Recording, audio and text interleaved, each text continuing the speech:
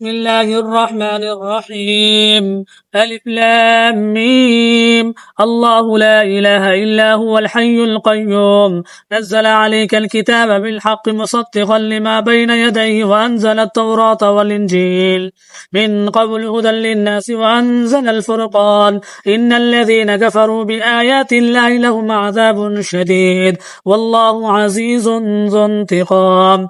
إن الله لا يخفى عليه شيء في الأرض ولا في السماء هو الذي يصوركم في الأرحام كيف يشاء لا إله إلا هو العزيز الحكيم. هو الذي أنزل عليك الكتاب منه آيات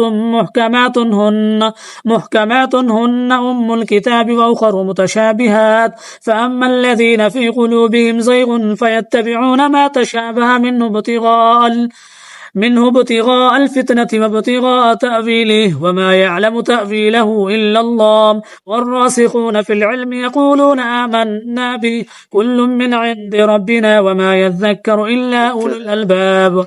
ربنا لا تزغ قلوبنا بعد إذ هديتنا وهب لنا من لدنك رحمة إنك أنت الوهاب. ربنا إنك جامع الناس ليوم لا ريب فيه إن الله لا يخلف الميعاد. إن الذين كفروا لن تغني عنهم أموالهم ولا أولادهم من الله شيئا وأولئك هم وقود النار. كدأب آل فرعون والذين من قبلهم كذبوا بآياتنا فأخذهم الله بذنوبهم والله شديد العقاب.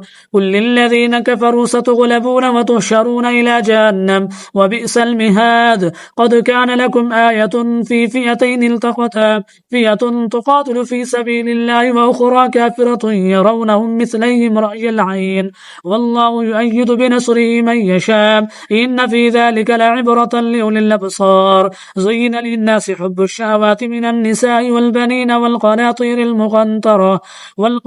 المقنطرة من الذهب والفضة والخيل المصومة والأنعام والحرث ذلك متاع الحياة الدنيا والله عنده حسن المآب. قل أنبئكم بخير من ذلكم للذين اتقوا عند ربهم جنات تجري من تحتها الأنهار خالدين فيها وأزواج مطهرة ورضوان من الله والله بصير بالعباد. الذين يقولون ربنا إننا آمنا فاغفر لنا ذنوبنا وقنا عذاب النار. الصابرين والصادقين والقانتين والمنفقين والمستغفرين بالأسحار.